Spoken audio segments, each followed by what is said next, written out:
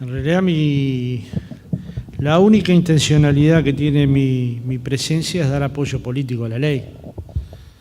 En realidad debe haber muchos compañeras y compañeros que conozcan más que yo del tema, que lo hayan estudiado más que yo y que lo conozcan más que yo. No obstante, como no me gusta apayar, he leído bastante en el último tiempo, he pedido información a las compañeras que han trabajado en el tema, del PICNT y de otras organizaciones. El flaco Citarrosa decía, ¿qué quieren decir con esto de la libertad?, ¿no? Y esa pregunta servía para interpelar al capitalismo, a los empresarios, pero sirve para interpelarnos nosotros mismos. Yo le decía al compañero Daegu ahora que en el acto del 1 de mayo del 83 la consigna decía trabajo, salario, libertad y amnistía. Y la libertad tenía un valor, que era salir de la dictadura militar, un valor concreto, un valor crudo. Ese valor, a medida que pasa el tiempo, se va profundizando. Yo, francamente, ahora superé la barrera de los 50, me doy cuenta por qué las revoluciones siempre las han hecho los jóvenes, digamos. Porque tienen otra energía, porque tienen otro vigor, porque van reconstruyendo ideas. Y en cierta medida, aunque no son lo suficientemente valorados en la sociedad, basta ver desempleo, etcétera, han impulsado cosas que en el movimiento sindical, como bien decía Colette, eran impensables hace poco tiempo, no hace tanto tiempo. Hace 20 años no es que era impensable, era imposible, era prohibido. Hablar de transexuales era prohibido, pero hablar de gays en el movimiento sindical era casi una ofensa a la clase, era una cosa dura. Impensable hoy, al contrario de lo que hoy pasa. Es impensable pensar hoy en una central sindical sin gays, sin lesbianas, sin la comunidad. Y esto para mí es un gran avance del movimiento obrero, porque es haber cambiado la cabeza. Ahora la cambiamos sola, porque esta es la pregunta. ¿Solos cambiamos esa cabeza? ¿O hay jóvenes que nos interpelaron todo el tiempo? Por ejemplo, yo tengo muy patente una reunión con el departamento de jóvenes del PICNT, en la piecita esta que está ahí adelante, que no me acuerdo el número ni el nombre, sobre el no a la baja, en el que yo decía, esta es una batalla perdida, sencillamente hay que dejar un testimonio de que hubo una lucha obrera que intentó oponerla. Pero acá tengo todas las encuestas de opinión que dan de 60% para arriba las personas que van a votar el sí a la baja. Y además tengo un contacto con la sociedad que me indica que esto es irreversible, que es un proceso prácticamente irreversible. Por suerte me di un golpazo. No es que vacilé en el trabajo, yo trabajé desde el primero hasta el último día, pero por suerte me di un golpazo y prendimos una lamparita, que es que las cosas sí se pueden modificar. Llevan trabajo, pero sí se pueden modificar. Si pensamos en la ley de salud sexual y reproductiva y las manitos naranjas que nos acompañaron durante años en las marchas, conjuntamente con otras organizaciones del feminismo, uno podría plantearse que algunos de los planteos eran radicales. Y yo digo sí, pero está bien que lo sean. Porque el problema de cambiar la sociedad es que tiene que tener un sector de la misma que nos interpele desde la mayor radicalidad. De decir, no te aguanto que vos censures el aborto legal cuando te pasa en tu familia, vas y lo haces en forma clandestina y no se entera ni el loro, ¿no? O sea, la doble moral. El no quiero que te hagas un aborto legal, porque si me pasa a mí, igual yo tengo recursos para hacerlo ilegal y en buenas condiciones. Y nos colocaron una interpelación sobre si el aborto era un tema para colocar dentro de la central o no. Y lo colocamos, con dificultades. Todos estos temas que estoy diciendo no vayan a creer que estuvieron libres de debate. Al contrario, todos estos temas fueron de enorme efervescencia. En otro momento de la sociedad, una parte de nuestra central entendía que había que participar en las marchas del orgullo gay en principio. La primera convocatoria que el PICNT decidió concurrir fue a la Plaza Libertad. Los únicos dos varones que estábamos éramos Javier Silva de Aute y yo, y después de ahí nos fuimos a ver una gran obra en el Teatro Circular y nos quedamos pensando si eso iba a tener alguna evolución o no, porque finalmente éramos dos tipos que habíamos ido a la marcha del orgullo gay y además juntos al teatro, así que combinábamos justito con el pensamiento general, ¿no? Entonces, años después, cuando uno ve decenas de miles de personas, gay, lesbianas, trans, heterosexuales, en la misma marcha defendiendo la libertad, dice, qué bien que estuvo el PIT-CNT, no como única organización, hablando de la organización a la que represento, en haberse sumado a esto, aunque al principio fue muy complejo, ¿no? Tanto que al Pepe de Lía le hacían bromas sobre este tema, que se le estaba rompiendo la firmeza del movimiento sindical, ¿no? Bueno, algunas compañeras de la época, acá veo a Anita, sabe que es así, ¿no? Al Pepe lo tocaban diciéndole, esto se te está destrozando, se está llenando de gay esta central. Era duro para una persona que en ese momento tenía 80 años, ¿no? Entonces, ese tema lo incorporamos a la agenda. Llegó el tema de la marihuana legal, todo un tema para el movimiento sindical. Imaginen que no fue fácil. Sin embargo, en los momentos adecuados se fue resolviendo y hoy vemos con dificultades, pero cómo va avanzando el tema de la compra de marihuana legal en las farmacias, con todas las dificultades del mundo, porque se han colocado trabas bancarias, porque se han colocado trabas legales, porque se han colocado trabas morales, porque todo el mundo consume, pero lo hace adentro de sus cuatro paredes y condena el que lo hace al aire libre, ¿no? También ahí juega una doble moral que por suerte el movimiento sindical, no puedo decir los 400.000, digo, la voz del movimiento sindical la ha ido incorporando dentro de los derechos. ¿Con esto qué quiero decir? Que hemos logrado a través de estos últimos 10 años o 12 años, al impulso desde mi punto de vista de jóvenes y de mujeres radicales, me refiero al movimiento feminista en general, no radicales dicho negativamente, muy por el contrario, dicho positivamente, colocando en la agenda del movimiento obrero temas que el movimiento obrero no lo puede tomar en esa radicalidad, pero que lo obliga a ir hasta su límite máximo, que lo interpela para ir hasta su límite máximo. Y bueno, llegamos ahora a la posibilidad que el Uruguay apruebe una ley que desde mi punto de vista sería revolucionaria.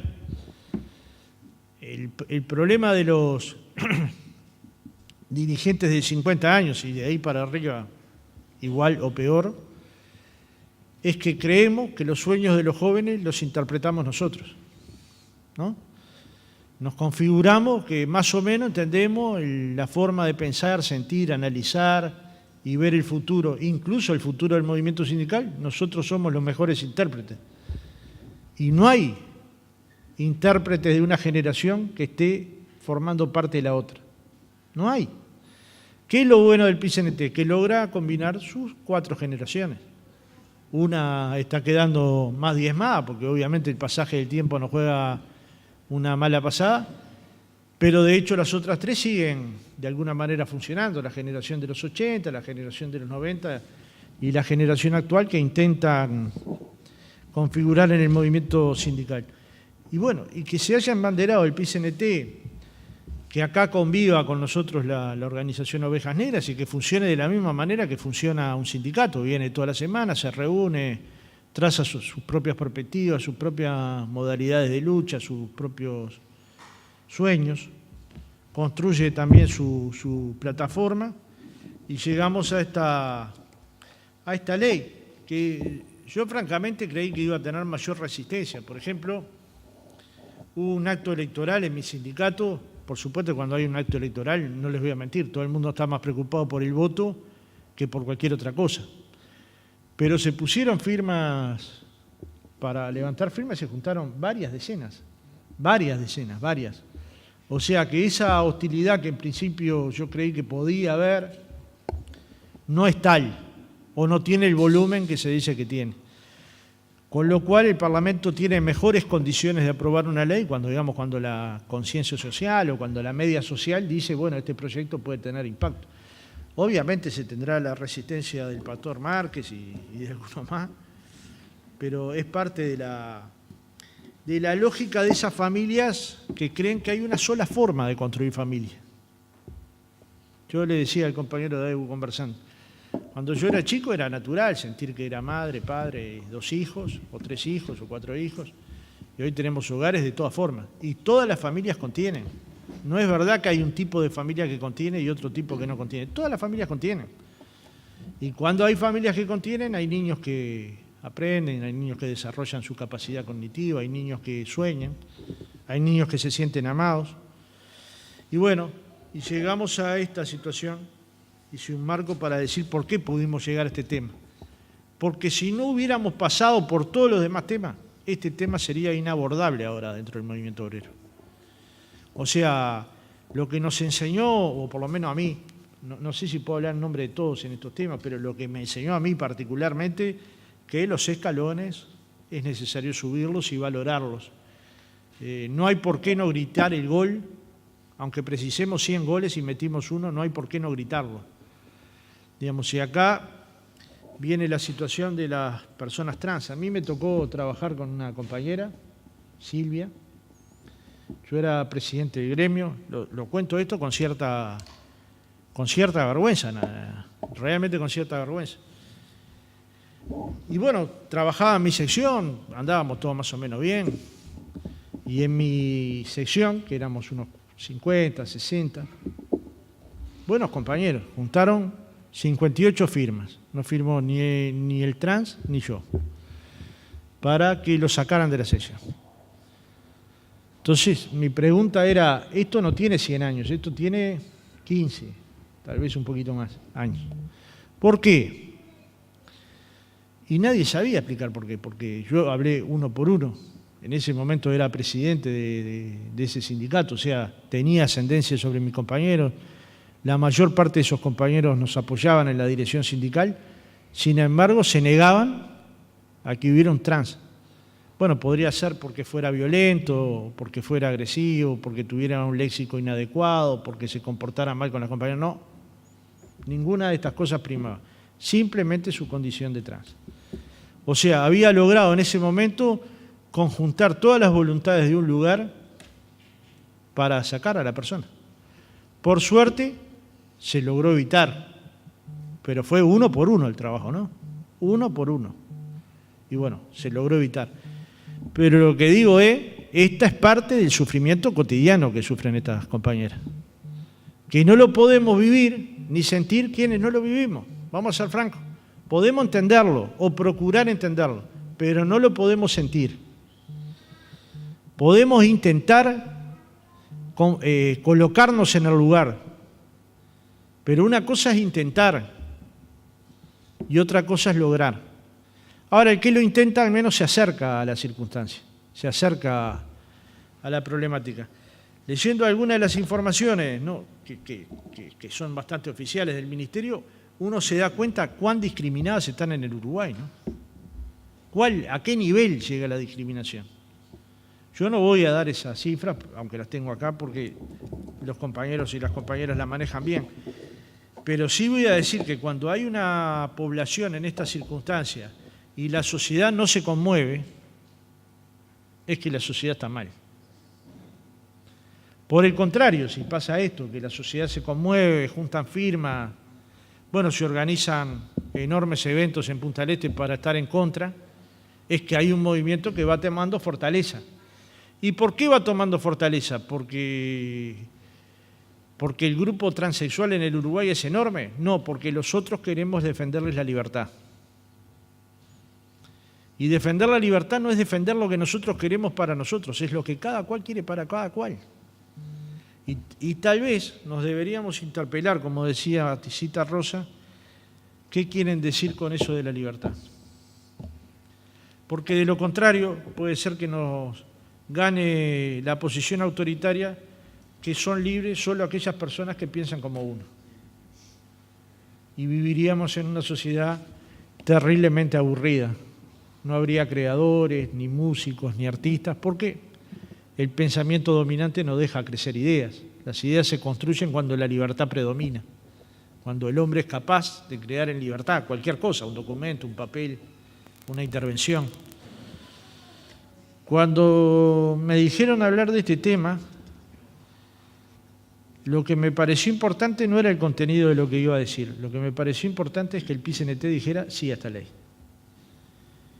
Y no sin criterios, con criterios, pero no elaborado desde una dirección que autoritariamente diga decidimos que sí porque se nos ocurrió que sí, sino que lo resolviéramos a partir de la iniciativa del Departamento de Género, del Departamento de Jóvenes, que asumiéramos que hay una circunstancia por las cuales hoy las personas trans pueden venir al PIT-CNT y hacer sus actividades sin que nadie le pase nada. Y al que le pase algo que se joda. En el sentido más práctico del que se joda. Porque no va a poder joderse hablando, al menos va a tener que joder en silencio. Porque claramente este es el gran cambio. Mientras que antes cualquiera acá le podía hacer una broma a un trans, a un gay, a una lesbiana, hoy eso está muy mal visto en el PIT-CNT. O sea, lo que antes era visto como muy gracioso, hoy es visto como condenable. Y estos cambios culturales llegaron para quedarse. Cuando nosotros decimos los cambios son culturales o no, muchas veces nos referimos al teatro, al cine, a la creatividad, al ballet, a la danza, pero otras veces a nuestros cambios posicionales, a la modernidad de nuestro pensamiento, al poder leer otros autores, a escuchar a otros colectivos que tienen otras dificultades. Hoy, por suerte, en nuestra ciudad y en las ciudades del interior, créanme que es mucho más común de lo que a veces creemos, dos mujeres van de la mano por un simple hecho, se aman.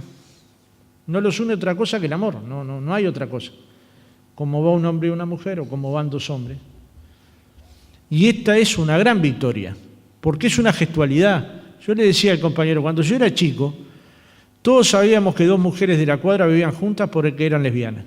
Pero cuando preguntábamos a nuestros padres nos decían, son amigas. Viven juntas porque son amigas. Naturalmente que sabíamos que nos mentían, pero nadie se animaba a interpelar esa mentira. Nadie.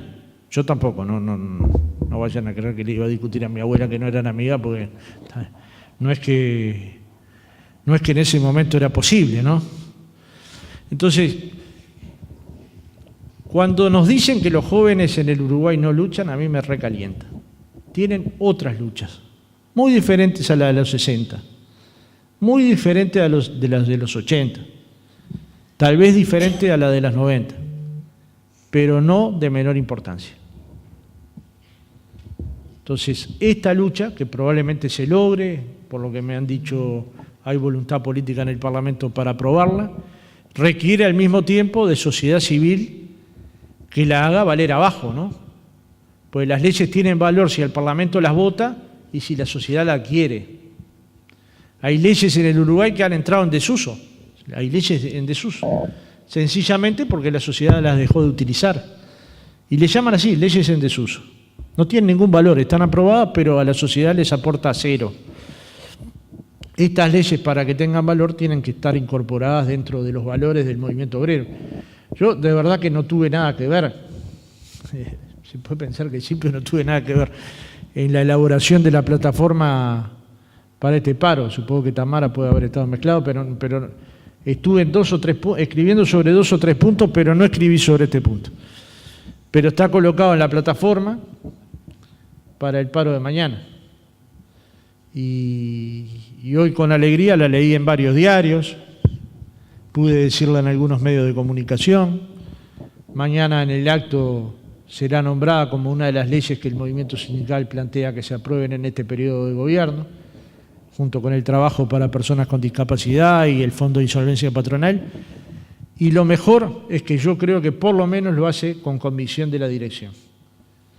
Bueno, estos son los cambios que yo digo que no se hacen si no hay un grupo de personas que te empujan. Yo lamento decirlo porque veo unas cuantas compañeras de 50 años como yo, que los grandes cambios culturales los hemos acompañado a los cincuentones, pero no los hemos creado. Si uno mira a los indignados, si uno mira el movimiento brasilero, si uno mira el movimiento Sin Tierra, si mira, bueno, ni que hablar las luchas de los 60 y de los 80, A mí me tocó ser dirección del movimiento sindical con 21 años o 22. Y Juanjo Ramos fue presidente de banca privada con 21 años. Digamos, y en ese momento era una efervescencia increíble, ¿no? Yo quisiera que ustedes, que sobre todo los más jóvenes, hubieran vivido ese momento.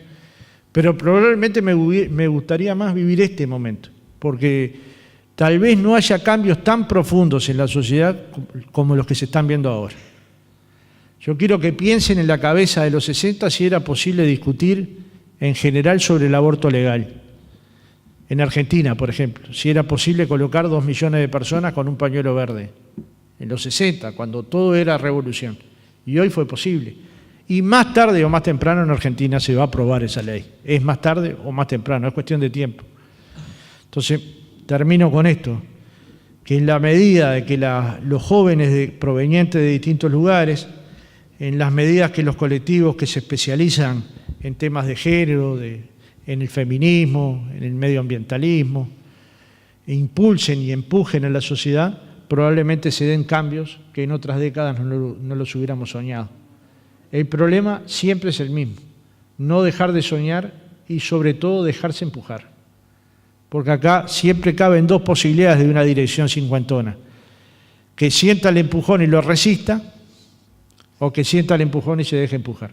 Yo soy de la tesis de que vale la pena dejarse empujar. Gracias.